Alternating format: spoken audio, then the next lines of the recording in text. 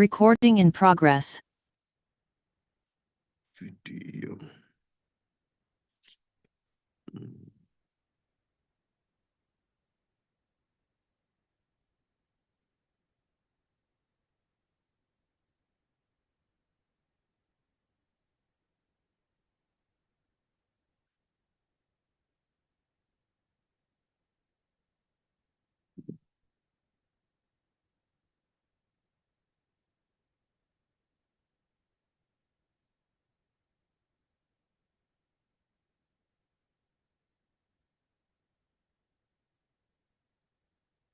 Oke, ternyata sudah direkam. Oke ya, kita mulai kuliahnya.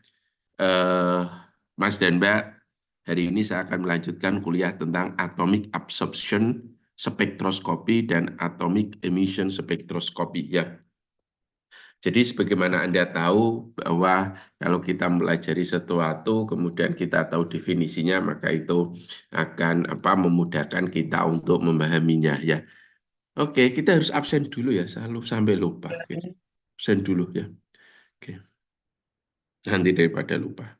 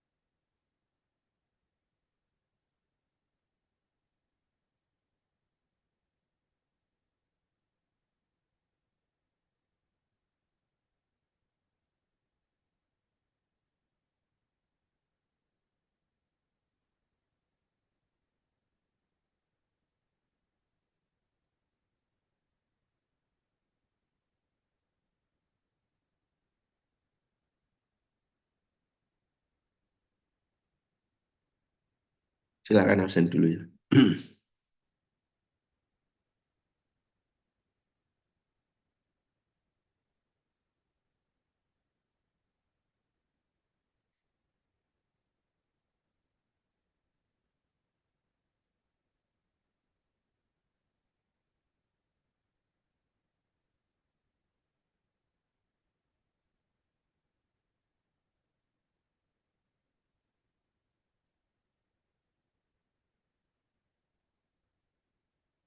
Nah, ini sudah semuanya. Oke.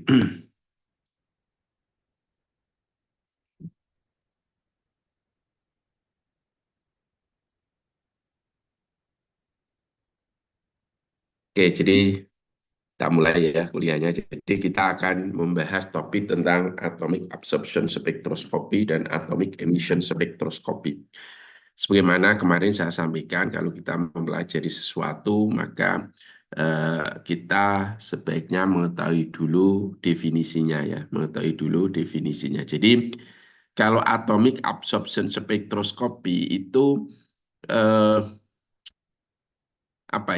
keserupaannya itu dengan UV vis ya, dengan UV vis karena fenomenanya adalah absorpsi, artinya yang kita ukur nanti kalau atomic absorption spektroskopi nanti yang kita ukur adalah absorbensinya atau serapannya. Sedangkan kalau atomic emission spektroskopi ya itu padanannya atau keserupaannya dengan fluorescent spektroskopi.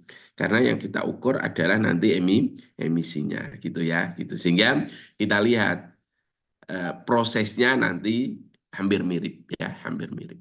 Jadi kalau atomic absorption spektroskopi, ingat spektroskopi itu pasti melibatkan interaksi antara radiasi elektromagnetik dengan sampel ya, pasti ya. Spektroskopi itu pasti melibatkan interaksi antara radiasi elektromagnetik dengan sampel gitu. Nah, nanti dalam AAS pasti ada sinar ya, sinarnya itu panjang gelombangnya loh ya, itu bersesuaian dengan panjang gelombang UV vis. Artinya panjang gelombangnya ya nanti bisa 200 sekian, 300 sekian ya. Artinya sinar yang digunakan pada atomic absorption spektroskopi ini panjang gelombangnya berada pada kisaran panjang gelombang UVV. Jadi kemudian absorption, kan tadi atomic absorption spektroskopi, absorption. Nanti cahaya itu akan diserap, maka disebut dengan absorption, dan absorbensinya ini yang nanti akan kita ukur.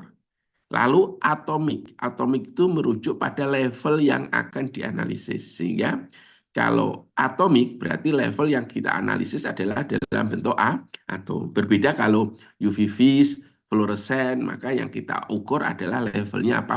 Molekul. Maka UV vis, fluoresen itu disebut dengan molecular spektroskopi. Ya, tetapi kalau untuk AAS, Atomic Absorption Spectroscopy, atau AES, Atomic Emission Spectroscopy, maka itu yang diukur adalah level atom. Sehingga metode AAS, AES ya, itu adalah method of choice untuk analisis logam. Ya, analisis apa? Logam. Misalkan di dalam air ya, di situ ada logam. Kemudian di dalam buah, di situ ada logam lah. Logam kan atom, ya misalkan Pb, Jd, Mn, Hg itu kita analisis, maka itu yang kita analisis sebagai logam Pb, Jd, Hg itu adalah analisis logam, berarti analisis atom. Jadi sekali lagi ya, bahwa atomic absorption spectroscopy dan juga atomic emission spectroscopy ini adalah method of choice, metode pilihan untuk analisis logam, yang mana logam ini dia dalam keadaan atom. Nah, peristiwanya sama ya, nanti elektron ya dari atom itu nanti akan menyerap, atau atom nanti itu akan menyerap ya, kemudian elektron valensinya akan tereksitasi. Nah, ini peristiwa absorpsi. Peristiwa apa? Absorpsi ya, ketika atom nanti ada syaratnya. Syaratnya atom yang mampu menyerap sinar, kemudian dia terjadi eksitasi, nanti syaratnya atomnya itu harus dalam bentuk gas dan dalam bentuk netral ya, gitu. Jadi atom yang dalam keadaan gas, in gas state, dan juga dia dalam keadaan netral, ketika dikenai dengan sinar yang itu bersesuaian panjang gelombangnya dengan sinar UV vis, maka dia akan, atom valensinya akan tereksitasi ke keadaan excited state ya, keadaan apa? Tereksitasi. Nah, ketika dia dalam keadaan tereksitasi, maka dia tidak stabil kan, gitu ceritanya. Kemudian dia akan kembali ke keadaan ground state. Dia akan kembali ke keadaan ground state. Kemudian ketika dia kembali ke keadaan ground state, elektron tadi akan memancarkan atau mengemisikan cahaya. Nah, intensitas sinarnya itu yang nanti kita ukur sebagai emisinya ya, gitu. Sehingga peristiwa ini disebut dengan apa? Atomic emission spectroscopy. Jelas ya, gitu. Jadi sama sekali lagi bahwa atomic absorption spectroscopy itu mirip dengan UV vis ya, peristiwanya absorpsi, sedangkan atomic emission spectroscopy itu mirip dengan fluorescent spectroscopy. Hanya saja atomic absorption dan atomic emission spectroscopy ini untuk levelnya adalah atom, sedangkan kalau UV vis spectroscopy ataupun fluorescent spectroscopy itu levelnya adalah level apa? Levelnya adalah level molekul, levelnya adalah level molekul. Saya kira itu yang penting ya, seperti itu. Oke, kita lanjutkan sekarang.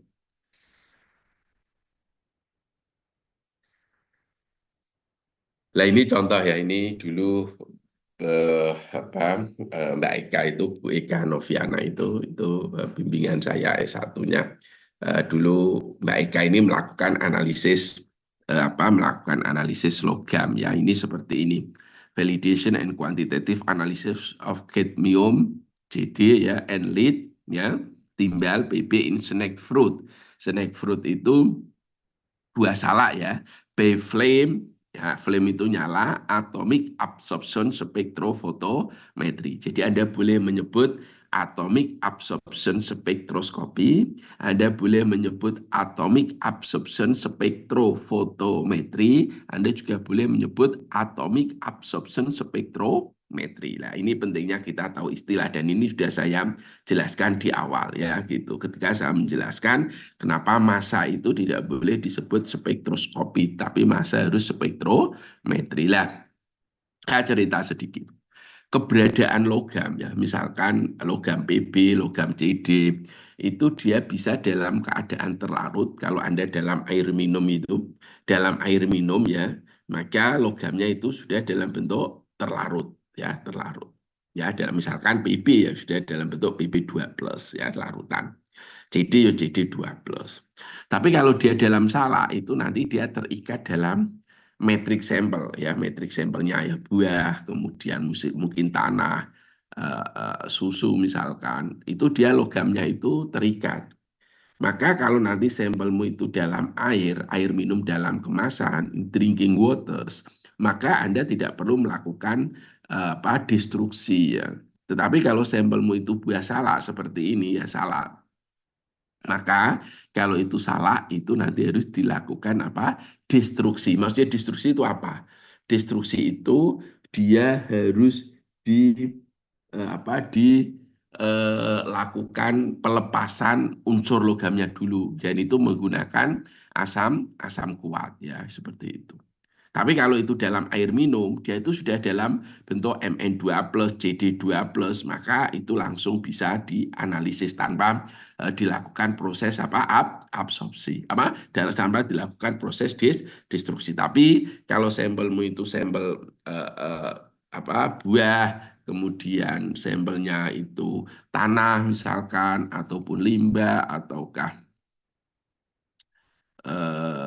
makanan yang lain ya gitu, maka itu harus dilakukan destruksi dulu ya, seperti ini maka ini harus didestruksi dulu ya gitu ya, jadi didestruksi nanti tergantung asam yang digunakan untuk mendestruksi apa. Misalkan asamnya HCl ya, di dalam salak ada Pb, maka Pb-nya nanti akan menjadi PbCl2 ya.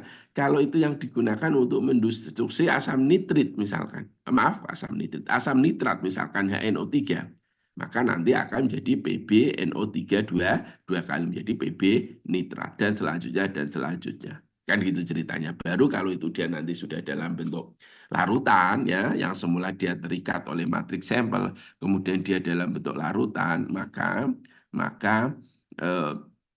dia bisa dianalisis ya, bisa dianalisis dengan AAS atau dengan AES ya gitu. Lah, Mas dan Mbak, tadi saya katakan ya, ini juga yang tadi saya katakan ya, Mbak Ika dulu pas S1 dapat 2 artikel ini, yang satu menggunakan A. Ini apa bedanya? Gini ceritanya. Syarat suatu atom ya bisa dianalisis dengan AAS atau dengan AES. Itu tadi saya katakan harus dalam bentuk apa? Gas dan dalam keadaan netral gitu. Jadi kalau Anda larutan langsung Anda ukur nggak bisa. Makanya nanti dalam prosesnya itu dia harus dibuat supaya Mn2+ ini atau Pb2+ ini atau garam logam apapun yang dalam bentuk ion ini dia harus diubah dalam bentuk apa? Atom netral ya, dalam bentuk apa? Atom netral. Gitu.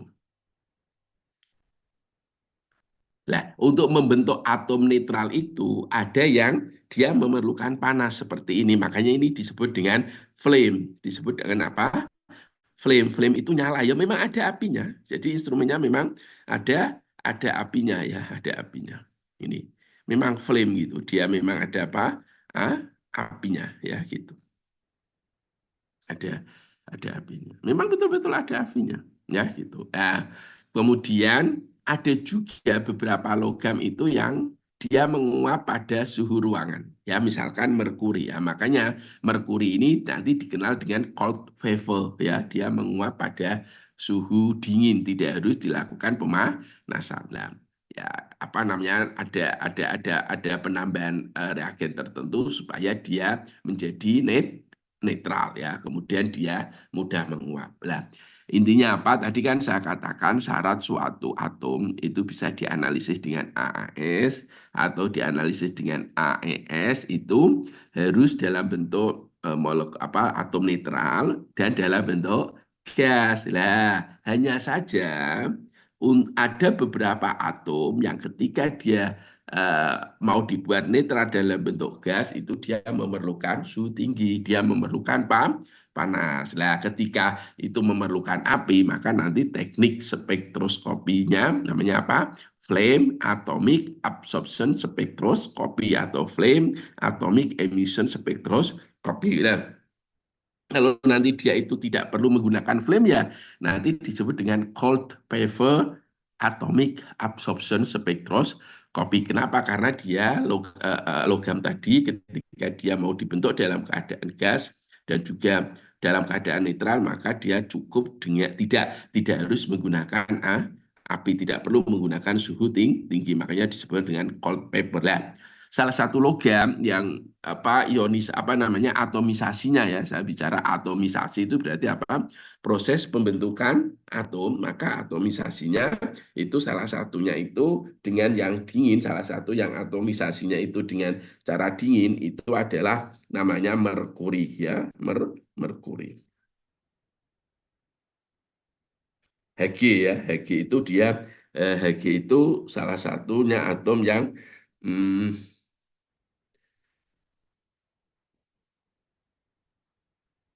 merkuri itu salah satu dari logam yang cold paper, artinya dia pembentukan atomnya itu dia tidak harus menggunakan panas ya, seperti itu. Kemudian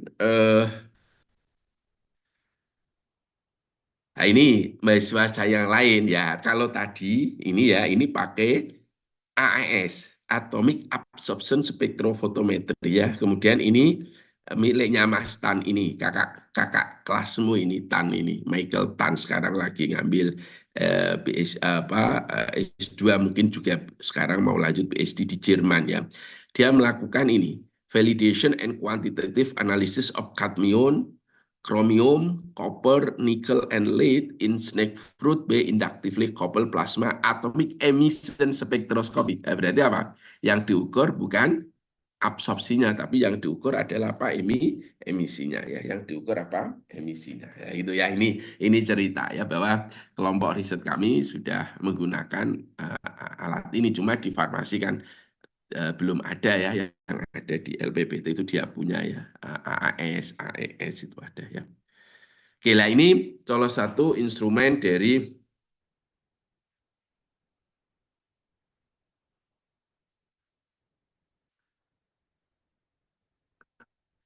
jadi atomic absorption spectrophotometer ya, ini contoh instrumen atomic absorption spectrophotometer ya. Anda bisa nanti kalau mau jalan-jalan itu di LPPT itu adalah nanti sampel Mas dan Mbak itu ditaruh di sini. Ini namanya sampel ini. Ya, ini sampel. Sampel di sini ya. Kemudian nanti sampel itu akan diambil, kemudian nanti akan dikenakan di sini. Di sini itu api ya, ini apa?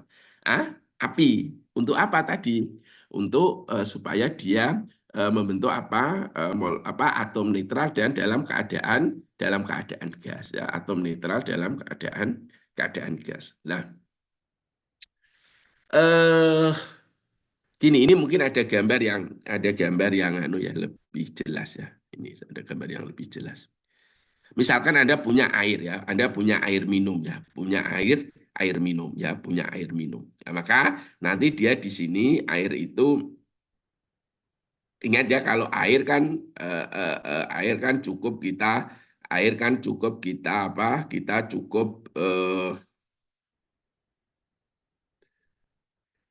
tidak perlu dilakukan destruksi, maka air itu nanti sekali lagi ini sampelmu, misalkan air minum dalam kemasan di sini, maka nanti dia dikenakan apa ini? Ini yang tadi api ya, api. Maka nanti ketika dia sampel itu dilewatkan ke api, maka tadi logam akan berubah menjadi apa?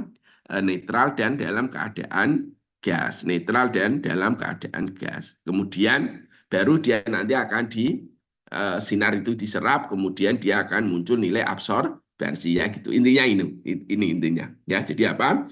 Fungsi api di sini itu adalah untuk apa? Atomisasi. Ya, fungsi api di sini adalah untuk apa? Atomisasi, membentuk atom ya gitu.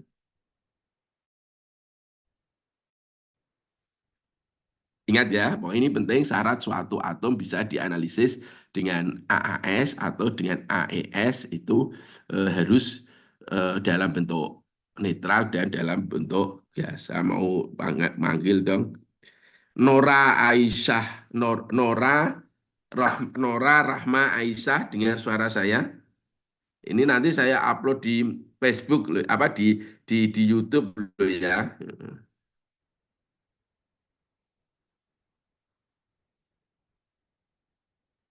Halo Mbak Nora. Halo Kak, Ya, oke, saya tanya, apa syarat suatu atom bisa dianalisis dengan AAS? Ini penting ya, ataupun AES.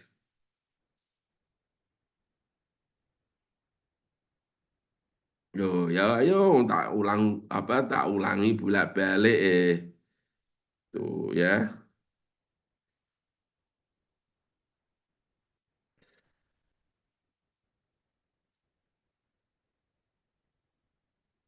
Halo Mbak,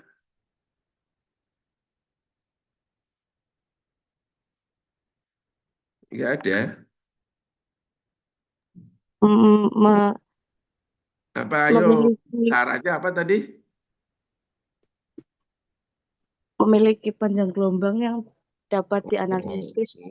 enggak, saya nggak bilang gitu tadi syaratnya. Harus apa? eh,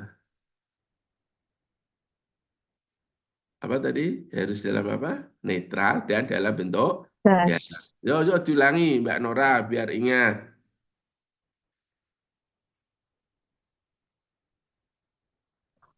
Syarat atom dapat dianalisis secara atomic emission spectrophotometer itu dalam bentuk gas dan netral.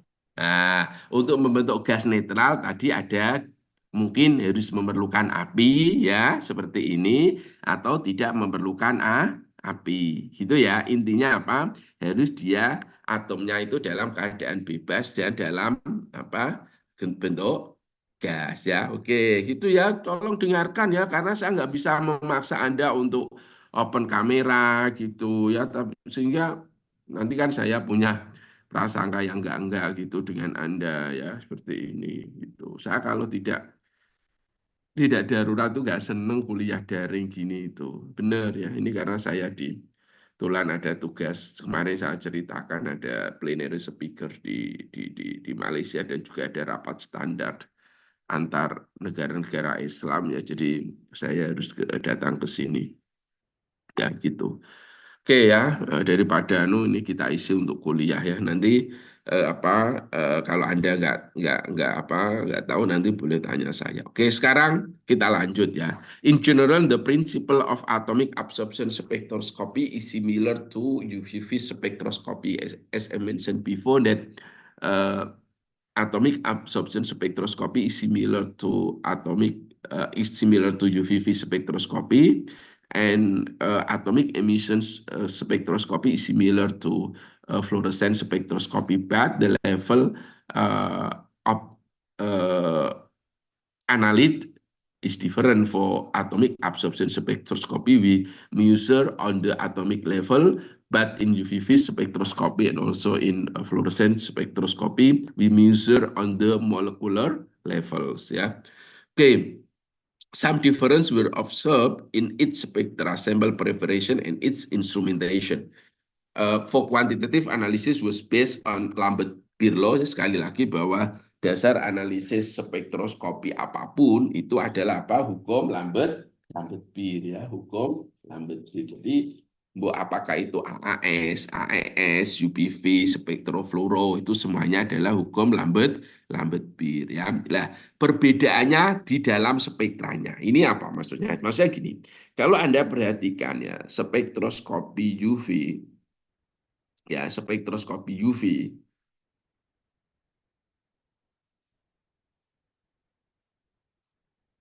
Itu kalau Anda perhatikan spektranya bentuknya seperti ini ya, melebar. Ya, melebar. Kenapa melebar? Karena di situ spektroskopi UV itu yang dianalisis kan molekul ya. Dan di dalam molekul itu banyak ikatan-ikatan kimiawinya yang banyak di situ mungkin banyak gugus kromofornya dan juga gugus oksokromnya sehingga ketika dia itu dikenai dengan sinar UV maka dia akan banyak terjadi eksitasi pada energi-energi yang berbeda sehingga spektranya bentuknya melebar. Dan selain itu, kemarin di awal saya katakan gini, kalau dalam spektroskopi UV ya, maka di situ ada dua jenis transisi. Yang pertama adalah transisi apa? Elektronik dan transisi vibrasional ya. Transisi apa? Elektronik dan vibrasional serta rotasional ada tiga bahkan ya. Sekali lagi kalau suatu molekul itu dikenai dengan energi UV phase ya atau energi yang setara dengan panjang gelombang di UV phase, maka dia di situ terjadi peristiwa apa? Transisi elektronik, kemudian transisi vibrasional dan transisi rotasional yang mengakibatkan itu semuanya akan spektranya itu melebar. Nah, sedangkan pada AAS ataupun AES karena dia itu atom ya, dia kan atom ya. AAS, AES dia kan bentuknya atom ya, sehingga yang memungkinkan terjadinya adalah melalui peristiwa electronic transition ya electronic transisi sehingga dia hanya tunggal lah karena dia transisinya tunggal maka nanti spektrum ataupun spektra AS itu sharp ya jadi tajam gitu ya nanti Anda tajam gitu. Kenapa tajam? Karena transisi yang terjadi hanya transisi apa? Transisi elektronik ya gitu. Oke. Ini atomic absorption process. A neutral atom in the gaseous state can absorb radiation and transfer an electron to an excited state. Jadi atom netral dalam keadaan gas, maka dia bisa menyerap radiasi dan mentransfernya elektron ke keadaan excited state. Ini kan sama, jadi sudah jelaskan bahwa kalau suatu atom dalam keadaan gas, keadaan netral, kemudian dia dikenai oleh sinar, dikenai oleh cahaya, ya, kemudian maka dia akan mengabsorpsi sinar itu, lalu elektronnya akan mengalami eksitasi. Artinya elektronnya tereksitasi dari keadaan ground state ke keadaan excited state. Nah, simple electronic transition possible with no vibrational and rotational energy levels possible ya. Jadi kalau dalam AS, AES, maka di situ transisi yang terjadi adalah transisi elektronik ya, transisi elektronik. Kemudian occur at discrete wavelength, artinya panjang gelombangnya itu discrete. Apa itu discrete? Itu hanya gini.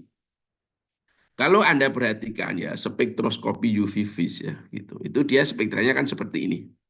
Ya, ini dia. Nah, dia ini berarti panjang gelombang sini sampai sini ya.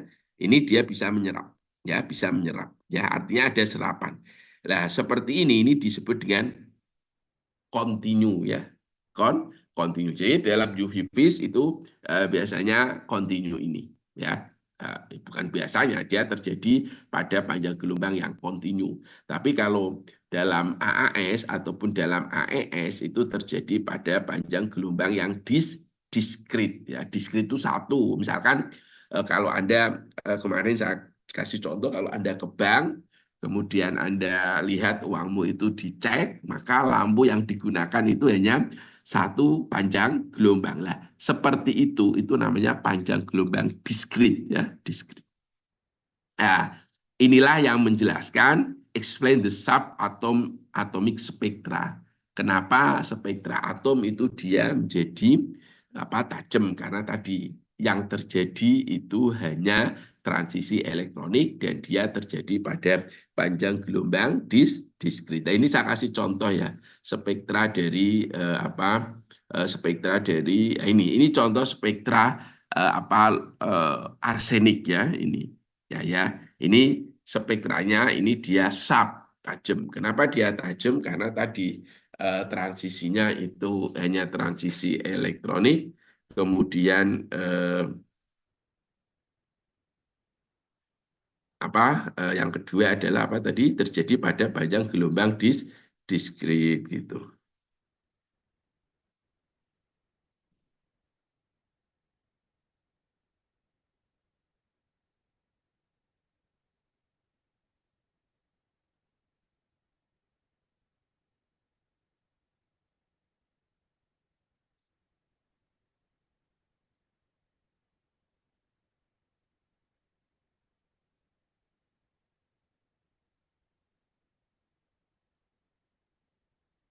Oke, saya lanjutkan ya. Ini yang menjelaskan mengapa spektranya itu tajam ya. Kita kembali lagi ke sini ya, biar Mas dan Mbak tahu. Oke, sekarang kita lihat peristiwa ini gini. Misalkan gini ya, ini peristiwa transisi absorpsi ya. Kalau saya punya atom Na ya, punya apa? Atom Na. Atom Na. Na itu konfigurasi elektronnya kan 1s2, 2s2, 2p6, 3s1 ya. Masih ingat kan konfigurasinya? Saya tanya sekarang, Mbak Jasmine, Mbak Jasmine siapa itu? Mbak Jasmine Lovena itu tadi ya. Kalau saya punya elektron, punya Na ya, konfigurasi elektron seperti ini. Kalau saya punya Na dalam keadaan netral ya, tidak ionik ya, kemudian Na ini dalam keadaan gas ya. Kemudian ini saya kenai dengan sinar UV ya, saya kasih dengan sinar UV. Kemudian maka karena Na ini sudah dalam bentuk gas dan dalam keadaan netral, maka dia mampu menyerap UV. Ya. Mbak Jasmine, elektron mana nanti yang akan tereksitasi, Mbak? Apakah di 1s2 atau di 2s2, di 2p6 atau 3s1?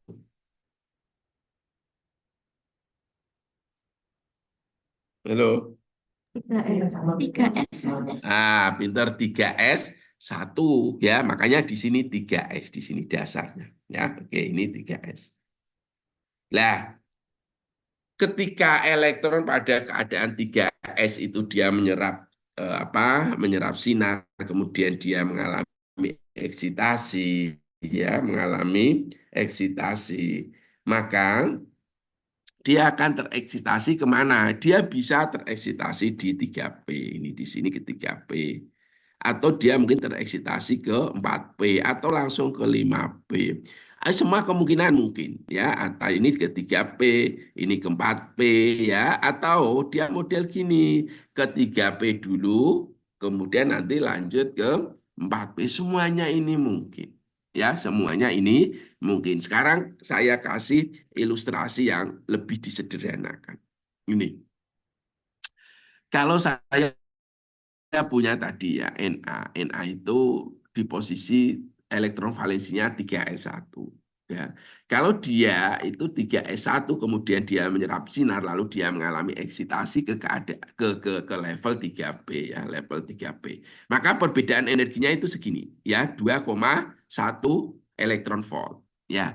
Perbedaan energinya berapa? 2,1 dan kita punya ya hubungan antara energi sama dengan setara dengan Hc per lambda ya, Hc per lambda.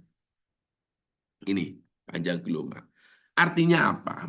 Kalau energinya itu kecil, maka panjang gelombangnya besar. Sehingga kalau elektron itu terjadi eksitasi dari 3s ke 3p, perbedaan energinya itu adalah 2,1. Ya, berarti nggak besar perbedaan energinya.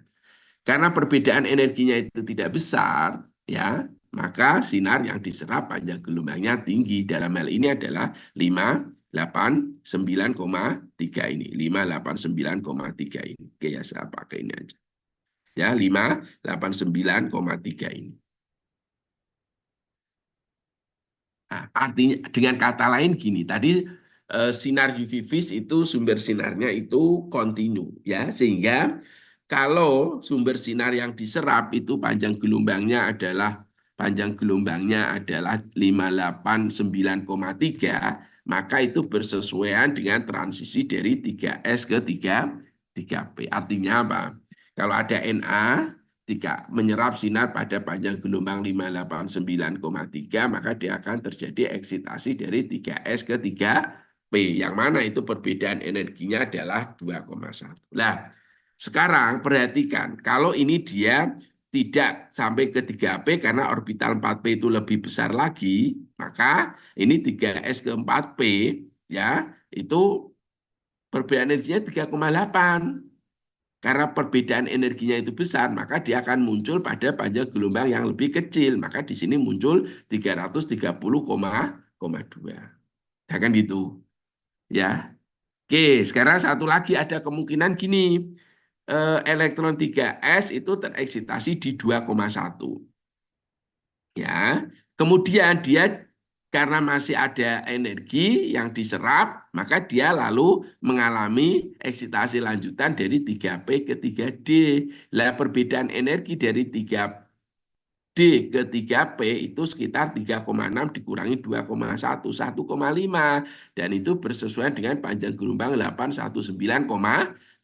Ya benar, karena kalau ini perbedaannya 2,1, ya energinya, maka itu panjang gelombangnya 589. Kalau perbedaan energinya ini besar 3,8 kan, dari 0 sampai 3,8, maka itu panjang gelombangnya 330,2. Sedangkan kalau itu dari kemudian dia naik berhenti di 3P, kemudian 3P ke 3D, maka perbedaan energi dari 3P ke 3D itu setara, berarti kan ini 1,5. 1,5 kan ya lebih kecil daripada 2,1. Maka dia akan muncul pada panjang gelombang yang lebih besar, dalam hal ini 819,5.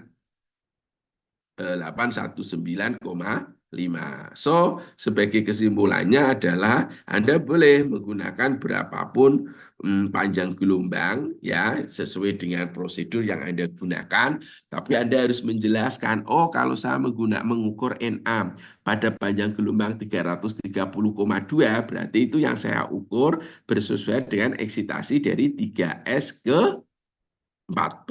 Oh, kalau saya ukurnya pakai panjang gelombang 589,3, maka itu berarti saya mengukur eksitasi dari 3S ke 3P. Tetapi kalau saya ukur pada panjang gelombang 819,5, maka itu bersesuaian dengan 3P menuju ke 3D. Oh, banyak sekali kalau ini Anda lihat kan seperti jaring laba-laba, sehingga kemungkinannya mungkin. Lalu yang dipilih mana, Pak? Pilihlah panjang gelombang yang memberikan nilai absorbensi yang paling tinggi. Karena apa? Kalau absorbensi paling tinggi berarti apa? Berarti kalau absorbensinya paling tinggi berarti apa? Dia paling sensitif, dan itulah yang harus kita gunakan. Jelas ya? Ini semuanya jelas. Oke, saya tanya Antonius Agni. Ya, kita tadi tahu bahwa Na itu bisa diukur dalam banyak panjang gelombang. Ya, maka panjang gelombang yang kita pilih seperti apa, Antonius Agni? Halo? Iya, Pak. Berarti untuk itu yang absorbensinya tinggi begitu, Pak. Yang absorbensinya paling tinggi ya. Oke.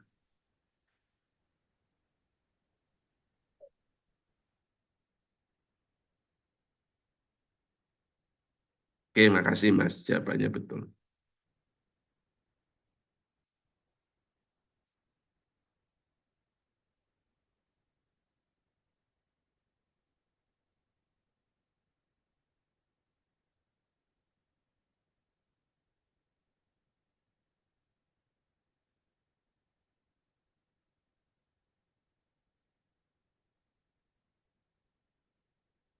Oke, saya lanjutkan ya. Nah, ini sudah tahu ya lah, Mas dan Mbak. Kalau yang Anda ukur yang Anda ukur itu adalah panjang gelombang yang digunakan untuk mengeksitasikan dari 3S ke 3P, ya, maka ini di sini namanya adalah apa?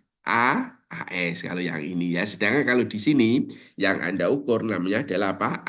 AES, Atomic Emission Spectroscopy. Ya, gitu ya. Jadi ya, ini berarti kan turun ke bawah ya, kembali dari keadaan eksitasi ke keadaan dasar. Lah ya, makanya di buku-buku itu sudah ada keterangan seperti ini. Misalkan kalau Anda mau mengukur AG, AG itu dia mempunyai panjang gelombang yang digunakan itu adalah 328,1. Lah ini dia tentunya sudah dioptimasi karena tadi kan atom-atom itu dia mampu menyerap a different wavelength ya. Jadi dia pada panjang gelombang yang berbeda-beda ya. Makanya tadi sebagaimana saya sampaikan bahwa kita harus memilih yang panjang gelombang itu mampu menawarkan sensitivitas yang paling paling tinggi. Makanya di sini terus ada tulisan limit of detection ya, batas deteksi. So batas deteksi kan berkaitan erat dengan apa? Sensitivitas ya, semakin kecil batas deteksi maka boleh dikatakan metode itu dia semakin sensitif ya, seperti itu. Nah, sekarang pengaruh suhu pada unsur ya, pengaruh suhu terhadap eksistensi atau eksitasi dari suatu unsur atau logam. Tadi saya katakan gini, bahwa peristiwa atomic absorption spectroscopy ya, tadi kan ada beberapa yang atomisasinya, logam itu yang atomisasinya harus menggunakan panas ya, menggunakan apa? Flame, panas. Nah, jadi kalau ada atom, kemudian dia apa? Kemudian dia menyerap ya, tadi kan atom supaya dia menyerap apa harus dalam keadaan gas dan netral. Nah, kan gitu ya. Nah, untuk dalam keadaan gas netral dia beberapa atom itu harus dikenai panas. Lihat di sini, slide di sini itu ingin melihat bagaimana sih pengaruh suhu terhadap eksitasi ya gitu. Lah, Anda jangan membayangkan ya kalau di situ ada misalkan ya ada 1.000 atom ya, maksudnya ini contoh aja imajiner 1.000 atom lalu elektron-elektronnya itu semuanya tereksitasi, tidak, apalagi waktunya itu sangat singkat kan, langsung semacam dilewatkan gitu aja. Jadi larutan itu kemudian disemprotkan dalam bentuk aerosol, kemudian dia mengenai api. Lah, beberapa atom yang terkena api itu dia lalu dalam keadaan netral dan dalam keadaan gas, kemudian dia menyerap. Hitungannya itu kan sepersekian detik itu. Nah, di sini ada persamaan yang dikenal dengan the Maxwell-Boltzmann distribution function permit to the calculation of the effect of temperature on each electronic transition. Jadi ini persamaan ini, distribusi ini dia memungkinkan untuk mengetahui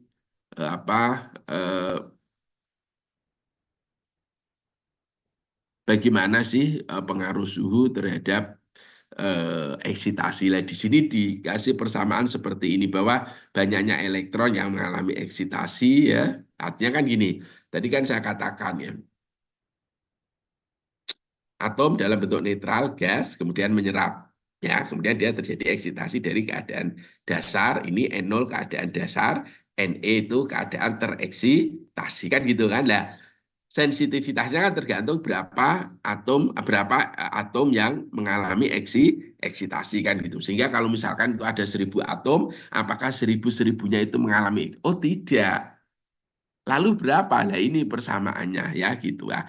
Kita semua nggak suka ini. Ya intinya gini, karena ini eksponensial lalu di sini minus, maka kan ini karena minus itu kan sama dengan pangkatnya ini menjadi pembilang. Dan ini logika kita ya tentunya akan sampai di sini bahwa semakin besar suhu yang digunakan, maka dia akan semakin banyak elektron-elektron yang mengalami eksitasi. Dan itu semuanya itu logika-logika awam lah ya, logika-logika awam untuk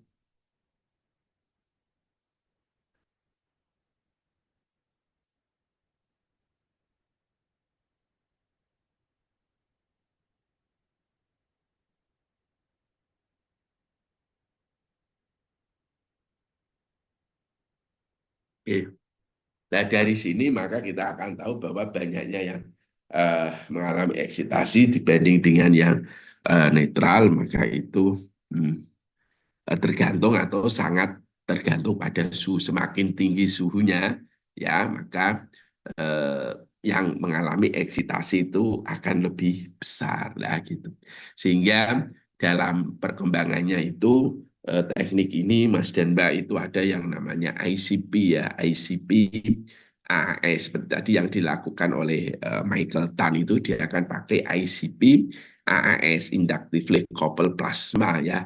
Nah itu tujuannya adalah untuk meningkatkan suhu supaya suhunya itu tinggi lah ini. Jadi kalau Anda ukur NA, Anda ukur NA ya. Sebelum ke situ ini ada contohnya saya yakin ya, ini ada contohnya. Oh enggak ada ya ini. Di buku saya ya, di buku saya itu ada. Jadi gini, kalau Anda ada contoh perhitungannya maksudnya. Kalau Anda ukur logam Na ya, dan itu Anda ukur pada suhu 2000 Kelvin ya, maka perbandingan elektron yang mengalami eksitasi dibanding dengan elektron dalam keadaan dasar itu 1,0 kali 10 pangkat minus 5. Artinya apa? Kalau di dalam tereksitasi di situ ada, maaf kalau dalam keadaan dasar di situ ada 100.000 atom, maka kalau Anda ukur pada suhu 2000 Kelvin, itu hanya ada satu yang mengalami eksitasi, satu dari 100.000 kan gitu ceritanya. Nah, kemudian kalau itu Anda ukur pada 3000 Kelvin, ya ingat berarti suhunya lebih besar. Kalau suhunya lebih besar, maka Ne dibagi N0 menjadi lebih besar. Banyaknya elektron yang tereksitasi ya lebih banyak dibanding yang dalam keadaan dasar ya. Itu 6,0 kali 10 pangkat minus 4. Artinya kalau kita apple to apple kan dengan 100.000 atom ya, maka kalau kita menggunakan 3000 Kelvin, maka itu akan ada 6 yang mengalami maaf 60 mengalami eksitasi. Jadi kalau ini pakai 2000 Kelvin berapa tadi? Hanya satu yang tereksitasi dari 100.000. Sedangkan kalau suhunya itu 3000 Kelvin, maka itu menjadi 60. Lah kalau itu suhunya 4000 Kelvin, maka itu menjadi berapa? 450. Dengan kata lain apa? Kalau saya ngukur ya pada suhu 3000 Kelvin, maka sensitivitasnya itu 60 kali lebih baik, lebih besar dibanding kalau saya ukur di suhu 2000 Kelvin. Demikian juga kalau saya ukur di 4000 Kelvin, ya maka saya akan mempunyai metode yang sensitivitasnya 450 kali lebih besar dibanding kalau saya ukur di suhu berapa? 2000 Kelvin. Jadi pembacaannya seperti itu. Ya, itu makanya ini inline di logika kalau suhu itu semakin besar, maka banyaknya yang tereksitasi Ne dibanding N0 ini ya, Ne dibagi N0 ini akan semakin besar. Kalau Ne dibagi N0 ini menjadi semakin lebih besar, maka the method is more sensitive. Tentunya metode menjadi lebih sensitif ya, metode menjadi lebih sensitif gitu ya ceritanya. Nah, sehingga di sini ada keterangan with the modern detectors containing a photo multiplier, the reliable measurement can be obtained as long as the ratio Na dibanding N0 is greater than 10 pangkat minus 7. Jadi dengan menggunakan detektor yang modern yang itu yang mengandung dari tabung pengganda foton, maka pengukuran yang reliable itu bisa diperoleh sepanjang rasionya itu lebih besar dari 10 pangkat minus 7. Jangan tanya sensitivitasnya ya tentunya lebih rendah dibanding kalau rasio Ne dibanding N0-nya itu lebih besar. Ya, seperti itu.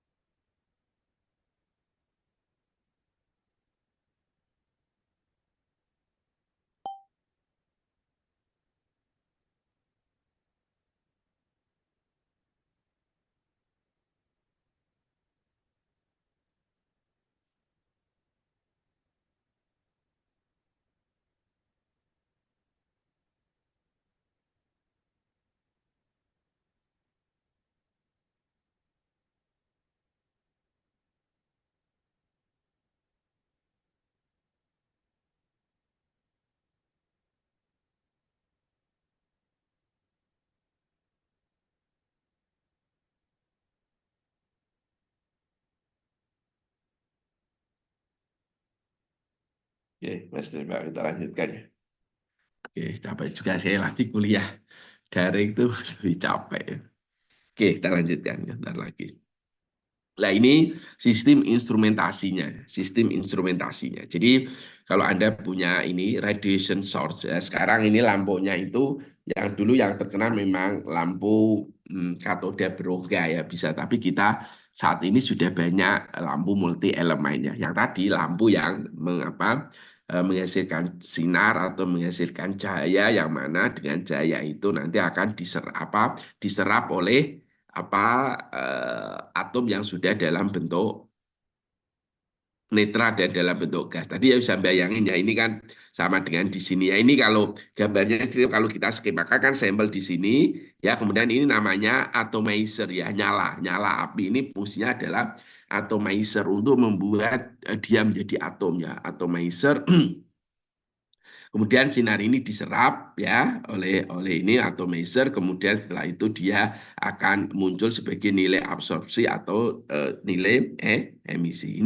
Ini kan sama ya tadi sampel di sini, kemudian dia diarahkan ke atomizer dalam bentuk nyala, kemudian setelah itu dia akan menyerap cahaya, kemudian sekali lagi karena cahayanya ini dia polikromatik ya maka nanti akan ada wavelength selector jadi yang dipilih adalah panjang gelombang yang bersesuaian untuk transisi apa ya apakah Anda mau menggunakan kalau contohnya Na tadi di panjang gelombang 330,2 apakah mau di 589,3 atau di 813 maka itu kan Anda nanti tinggal memilih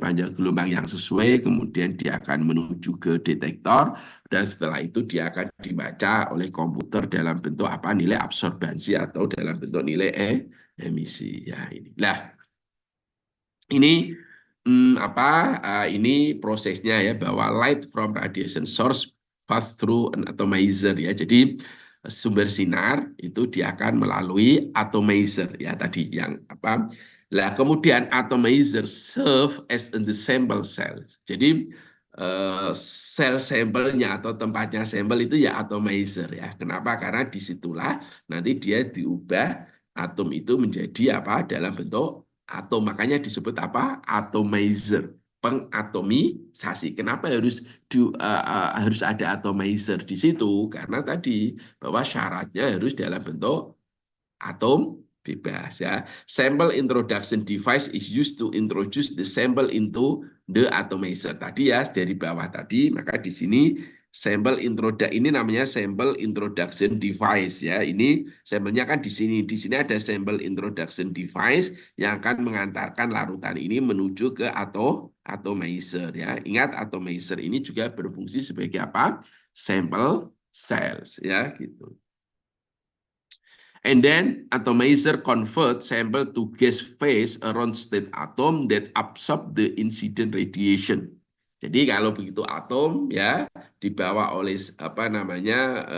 sample introduction device, kemudian dia masuk ke atomizer, kemudian di atomizer itu atom-atom yang dalam keadaan netral ya dia mampu menyerap atom-atom dalam keadaan netral, akhirnya dia mampu menyerap sinar kan gitu ya. Light from atomizer pass through the monochromator to detector. Why we must use the monochromator because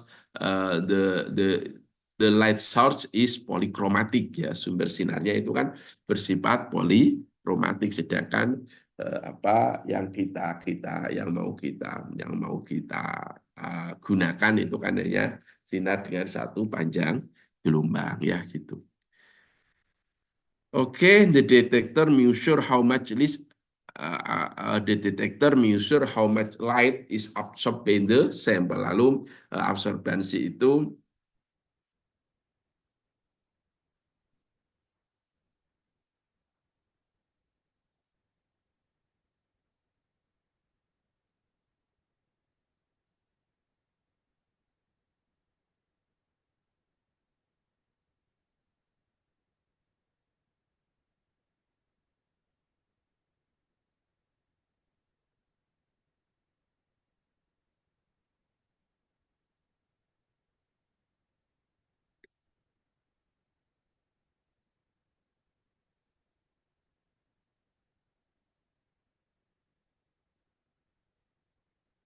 Kita lanjutkan ya, Mas Dan. Oke.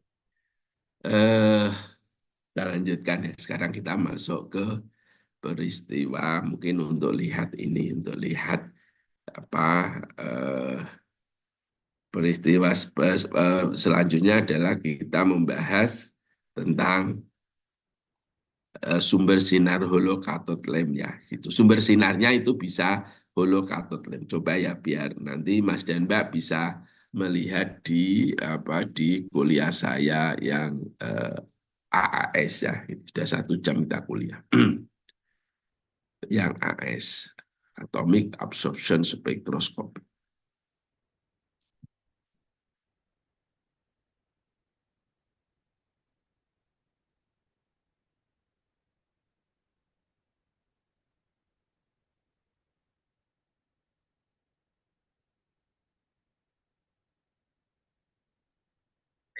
Dalam karena orang milik dia keberadaan. Jadi artinya apa? Dari 100.000 atom Na itu hanya satu yang ini tadi sudah saya katakan ya, ini tadi sama ya, ini dari ya, ini tadi sudah saya jelaskan ini. Ya sudah. Ini sudah ya tadi barusan ini. Oke, kita mulai di sini ya. Mas dan Mbak, ini dengar nggak suara ini tadi, suara suara videonya dengar nggak, Mas? Dengar, Bapak. Dengar ya ini. Kita mulai dari extent of absorption. Jadi kita lalu akan menuju ke, tadi kan saya katakan bahwa atom kalau dia itu dalam keadaan netral, dalam keadaan bebas, maka dia akan ke dalam keadaan netral dan gas, maka dia akan menyerap sinar, kan tadi ceritanya seperti itu. Lalu berapa banyaknya sinar yang diserap itu tentunya the amount of radiation absorbed is slightly dependent on the temperature. Tadi kan saya katakan bagaimana pengaruh suhu itu dia mampu meningkatkan sensitivitas. Artinya apa? Kalau suhunya itu tinggi, ya suhunya tinggi, maka Na dibanding N0 kan dia menjadi meningkat ya. Na dibanding N0 menjadi meningkat. Jadi kalau yang dia mengalami eksitasi itu meningkat, otomatis itu apa? Bahwa sinar yang diserap berarti menjadi lebih besar. Nah, kemudian low ionization energy. Nah, gini ceritanya. Kalau atom-atom tadi ketika dia dikenai panas, maka dia tidak boleh dia berubah lagi menjadi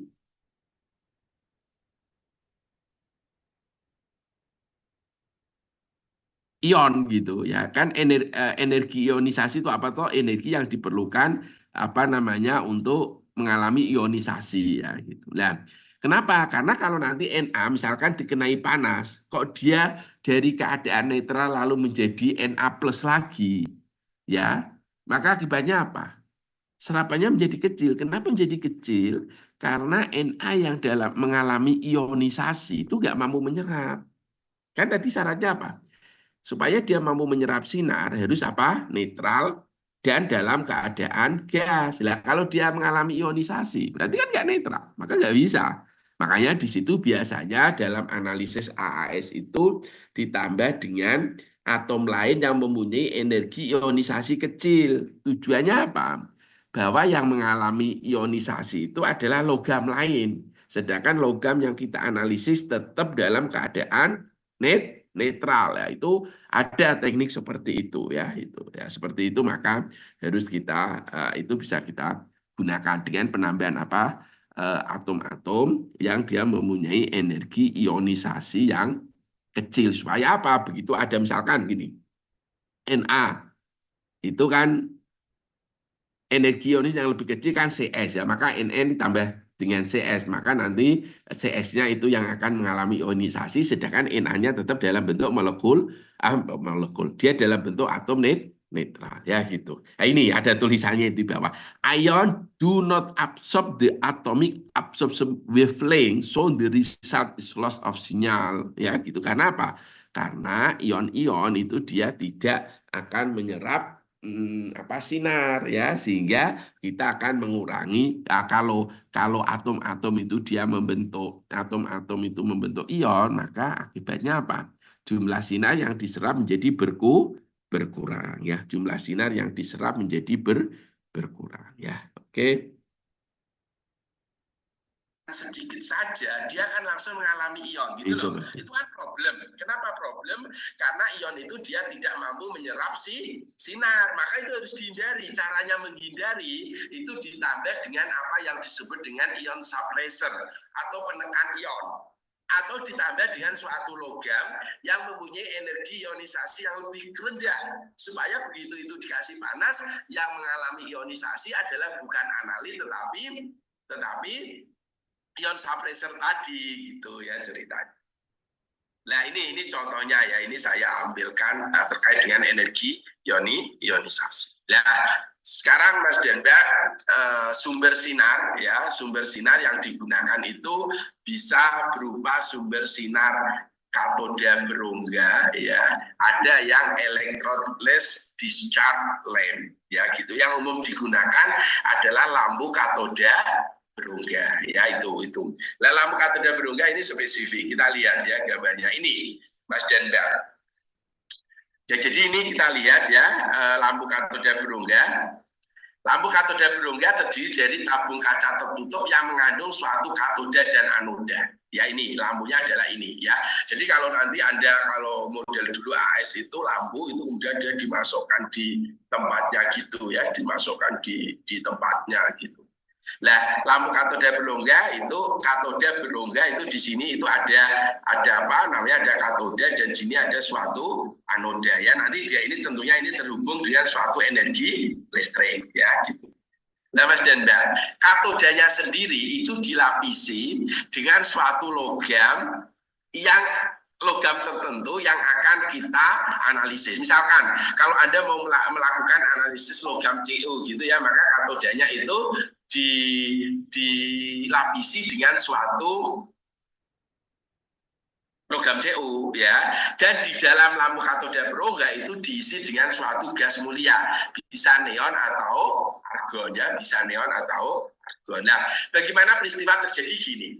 Bila antara katoda dan anoda itu diberi suatu selisih tegangan yang tinggi ya, kasih suatu tegangan listrik yang tinggi, maka katoda akan memancarkan bekas elektron yang bergerak menuju anoda. Jadi elektron-elektron tadi yang ada di katoda ya itu akan terpancarkan dari suatu katoda dan dia akan bergerak dengan kecepatan yang sangat tinggi. Nah, elektron-elektron dengan energi yang tinggi tadi dalam perjalanannya menuju anoda, dia akan bertabrakan dengan gas-gas mulia. Sekali lagi ya, lampu katoda berongga tadi kan ada katoda dan anoda. Di katoda itu dia dilapisi dengan atom yang akan kita analisis, dan di dalam lampu katoda berongga tadi diisi suatu gas mulia, bisa neon atau bisa argon. Nah, ketika itu dikasih tegangan listrik, maka dia akan memancarkan berkas-berkas elektron. Nah, berkas-berkas elektron tadi itu bergerak dengan sangat tinggi, sehingga dia akan bertabrakan dengan gas-gas mulia ya, sehingga gas-gas mulia tadi karena ditabrak dengan elektron, maka dia akan kehilangan elektronnya dan akan menjadi muatan positif ya, menjadi misalkan Ar plus atau Na plus ya gitu. Nah, ion-ion gas mulia yang bermuatan positif tadi ya, kemudian dia bergerak dengan cepat, kemudian dia itu menabrak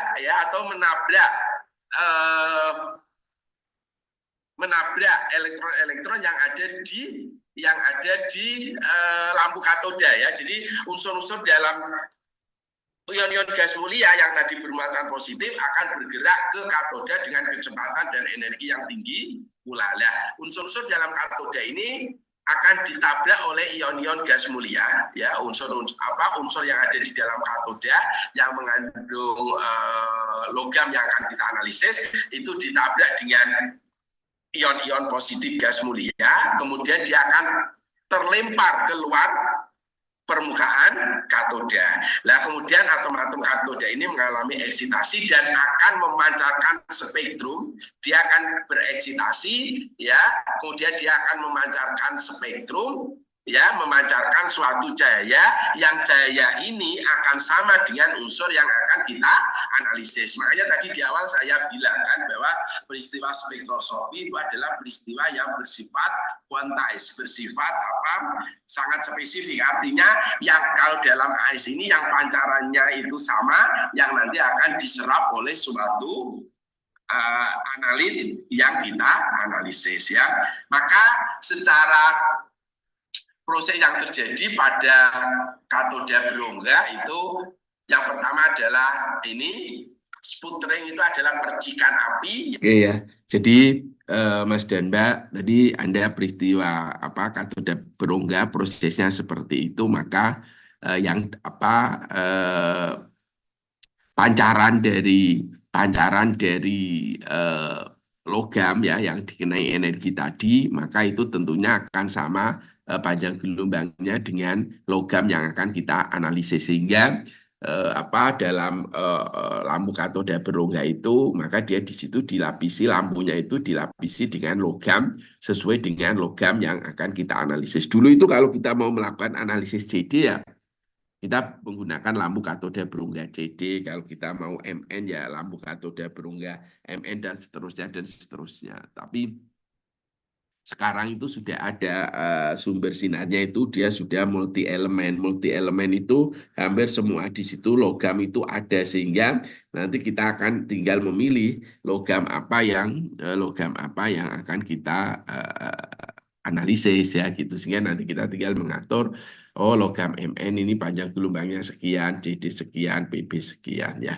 Sehingga kalau kita lihat dalam proses lampu katoda berongga holocathode lamp ya, maka di situ sebenarnya ada 3 proses. Yang pertama adalah sputtering ya, percikan, kemudian terjadi eksitasi, kemudian kemudian dia menjadi emisi ya. Ini kita lihat ya. Ya, ini terjadi ketika tadi ya, kalau tadi kan peristiwanya ya lampu katoda berongga itu di situ ada katoda yang dilapisi dengan atom yang akan kita analisis dan juga ada anoda, kemudian ada logam mulia. Ketika itu dikasih tegangan yang sangat tinggi, maka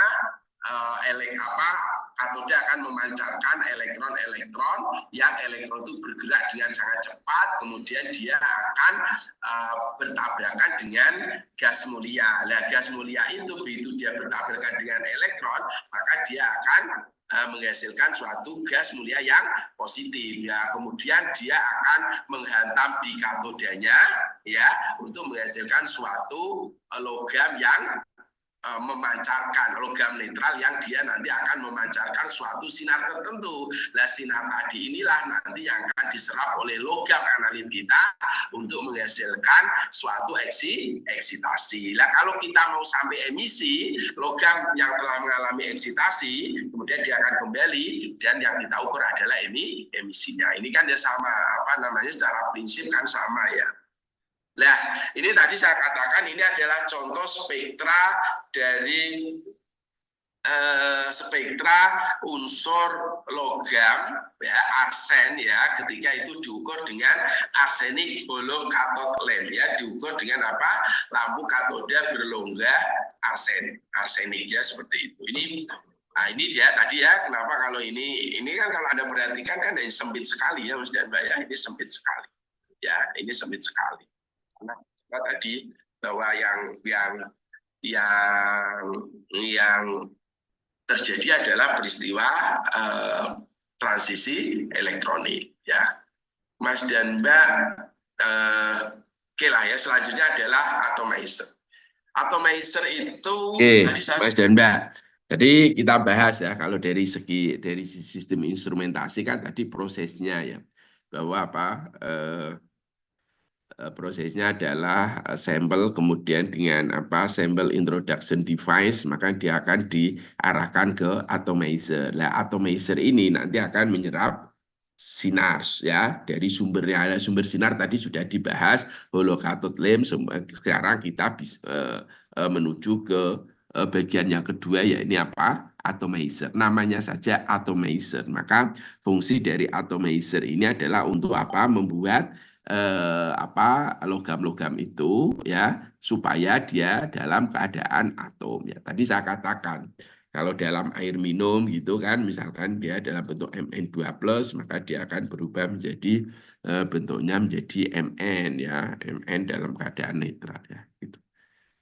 Saya bilang bahwa atomizer pada AAS itu adalah tempat sampel ya, sampel sel, dan di situ juga berfungsi untuk mengubah menjadi suatu atom netral. Nah, karenanya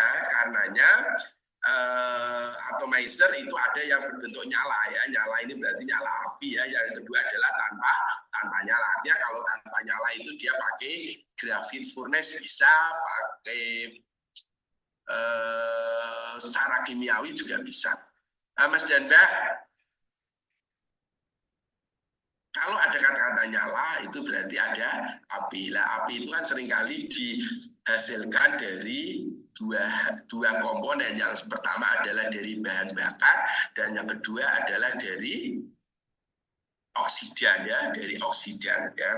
Contohnya ini adalah kombinasi antara oksidan ya, pengoksidasi dan bahan bakarnya ya. Makanya kalau Anda besok studi banding ke LPPT itu biasanya di situ nanti akan ada tabung gas ya. Biasanya yang dipakai adalah asetilen. Ada nggak asetilen?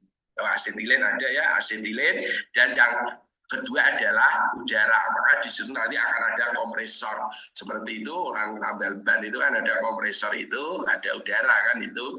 Nah, udara itu kan ada oksigen, dan itu kalau ditemukan dengan asetilen maka nanti dia akan menghasilkan api. Nah, ini adalah kombinasi antara bahan bakar dengan suatu oksidan ya, bahan bakar dengan oksidan. Nah, Mas dan Mbak, bagaimana proses atomisasi dalam suatu nyala ya? Ini adalah the process occurring in the flame atomizer ya. Jadi tadi di awal sebenarnya sudah saya sampaikan bahwa kalau kita itu punya larutan ya, ingat ya, kalau sampel kita misalkan adalah salah atau tanah, maka itu harus didestruksi lebih dahulu. Didestruksi ya, kemudian menjadi larutan. Nah, larutan itu kalau dipanaskan ya dalam nyala. Oke, ini penting ya saya jelaskan. Jadi kalau sampel kita itu larutan ya, misalkan misalkan Anda mau melakukan analisis kadar NaCl di dalam kuah ya, dalam kuah bakso misalkan yang sering kamu makan itu ya, logam Na, maka itu kan kalau Anda punya kuah bakso, itu Anda panaskan, maka dia akan menjadi kering. Lalu NaCl-nya akan menjadi padat ya ini. Jadi nebulization ya, menjadi ukurannya menjadi kecil, kemudian dia akan membentuk aerosol ya, lapisan-lapisan butiran-butiran kecil, kemudian dia akan menjadi padat. Bahan padat itu misalkan dia menjadi padatan NaCl, terus suhunya Anda gunakan untuk pemanasannya itu kok dilanjutkan ya, pemanasannya dilanjutkan, maka dia akan meleleh menjadi cair. Nah, kalau itu Anda panaskan lagi ya menjadi gas. Nah, dalam keadaan gas inilah yang nanti dia bisa diukur dengan menggunakan AAS atau AES ya. Tinggal 5 menit videonya ini. Jadi nebulisasi ya, akan terjadi nebulisasi ya dalam bentuk aerosol, kemudian kalau itu diteruskan akan terjadi desolvasi. Desolvasi itu apa?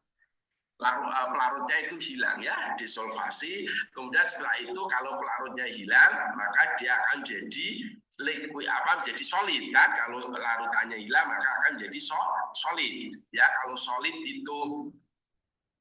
Kalau solid ya, kemudian itu diteruskan maka akan jadi likuifaksi. Anda likuifaksi ngerti ya, kalau bahasa Jawa itu lumer.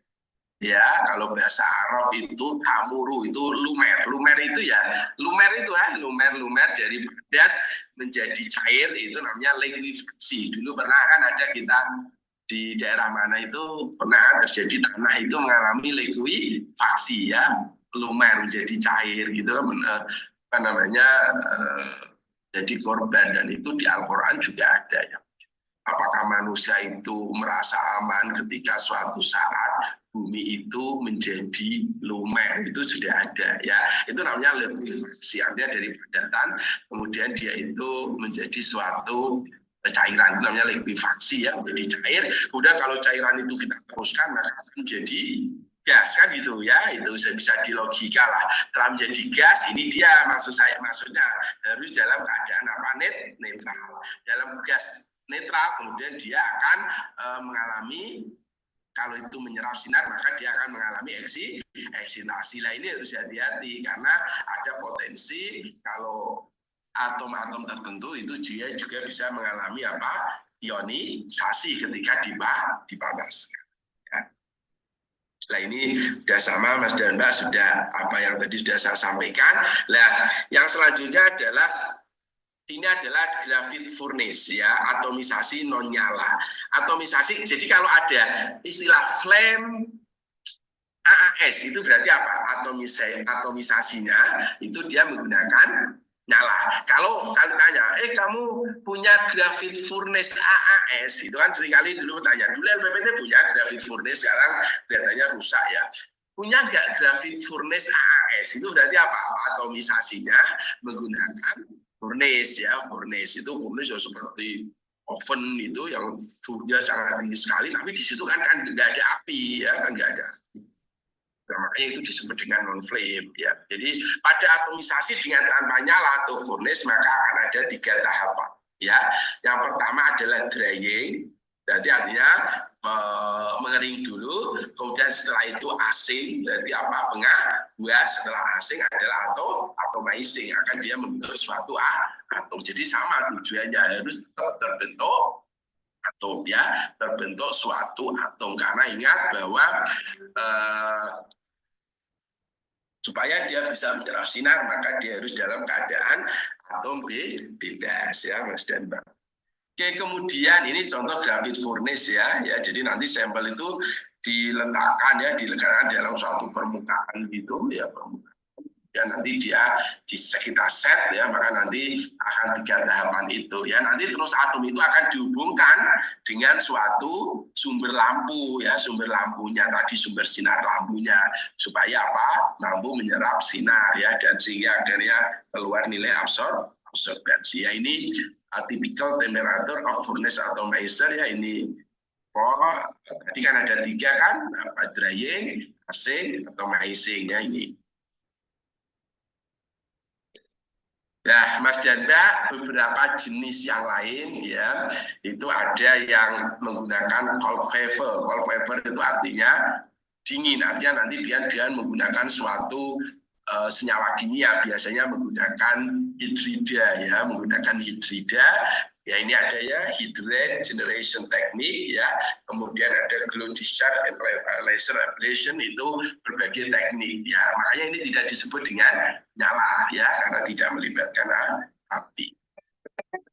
Oke, Mas dan Mbak ya, sebagai akhir sekali di sini untuk kesimpulan atomizer ya. Jadi atomizer itu ada 2, ada yang melibatkan nyala atau melibatkan api, maka di situ ada yang pakai flame nyala atau pakai graphite furnace. Graphite furnace juga semacam oven tapi suhunya tinggi gitu ya. Sehingga lalu kalau misalkan kita tadi taruh dari apa graphite furnace kan ada 3 tahap tadi ya, apa?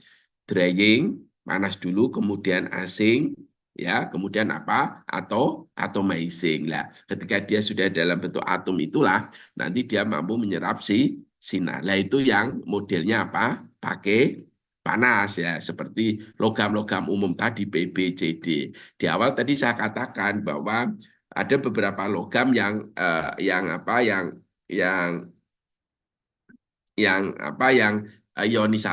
atomisasinya itu nggak perlu pakai api. Tadi misalkan AAS. apa namanya merkuri, maka merkuri di situ menggunakan cold vapor AAS ya. Jadi dia menggunakan uap dingin. Artinya apa? Dia tidak perlu api untuk untuk membuat atom. Jadi intinya karena namanya atomic absorption spectroscopy, maka atom itu harus dalam keadaan netral dan dalam keadaan gas. Hanya saja untuk dia membentuk atom itu dalam bentuk netral dalam keadaan gas, ada yang melalui nyala, artinya memerlukan suhu tinggi, dan ada yang tidak memerlukan suhu, yang itu disebut dengan apa namanya dingin ya, AS atau uap dingin, cold vapor lah, hydrogenation. Maka ini semuanya yang ada di layar Anda ini ya, di Aldo Atomizer ini semuanya dia tidak menggunakan panas. Kalau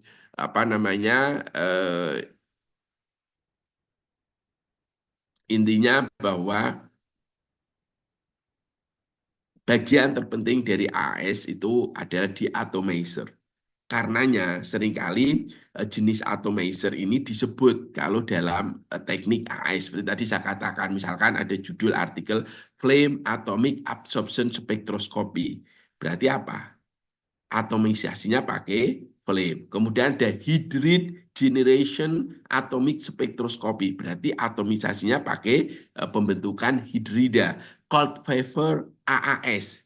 Itu berarti atomisasinya pakai uap dingin. Ya, karena tadi begitu pentingnya atomisasi ya, karena apa? Karena syarat suatu atom bisa dianalisis pakai AS, dia harus dalam bentuk atom netral, maka seringkali teknik atomisasinya itu diikutkan atau disebut dalam teknik AAS ataupun teknik AES yang digunakan. Satu lagi paper tadi mahasiswa kami Mas Michael itu apa? Inductively coupled plasma AAS. Lah, inductively coupled plasma itu adalah atomizernya ya, seperti itu. Gitu ya Mas dan Mbak. Mungkin ini sebenarnya secara sudah berakhir minggu depan, sudah tidak saya ya, cuma seperti kemarin janji saya, karena dulu pas pertemuan pertama saya hanya sebentar saja, maka nanti saya akan menambah ya pertemuan luring ya, mungkin sekitar 1 jaman untuk biar Anda sama dengan kelas yang lainnya. Ya, terutama nanti saya akan berbicara terkait dengan aspek kuantitatif, baik dengan fluoresen atau dengan fosforesen. Gitu ya, Mbak nanti koordinatornya apa namanya hubungi saya kapan Anda bisanya ya. Kemudian sebaiknya luring ya gitu, karena nanti ada cara ngitung dan sebagainya. Sebaiknya luring saja, nanti apakah pagi atau sore insya Allah saya bisa ya gitu. Lebih baik pagi atau kalau ada ya, atau sore ya gitu. Itu ya, karena ini materi ini kan nanti ikut pada mid semester ya, mid semester kan dari saya sama Mbak Agustina ya, jadi nanti sebaiknya minggu depan ya itu. Jadi minggu depan kuliahnya untuk hari Selasa nggak saya lagi ya Mbak ya, siapa mungkin Bu Eka ya, jadi itu. Tapi saya masih utang nambali atau pertemuan yang pertama kemarin ya, nanti cari. Gitu ya, paham ya Mbak? Koordinatornya siapa sini? Saya lupa terus ya. Punya Mbak. Saya Pak. Oke ya Mas Hanan ya nanti. Paham ya Mas Hanan ya? Nah, minggu depan kuliahnya sudah nggak sah, tapi saya masih pengen ketemu dengan Anda sekali lagi. Gitu Baik ya. Pak. Oke, saya akhiri. Assalamualaikum Bentar warahmatullahi Pak. Pak, saya wabarakatuh. mohon maaf sebelumnya Pak. Ya, Apakah boleh presensinya ditampilkan kembali Pak? Karena oh, tadi ada beberapa yang kelewatan. oke. Presence ini masih bisa. Oh, ini silakan.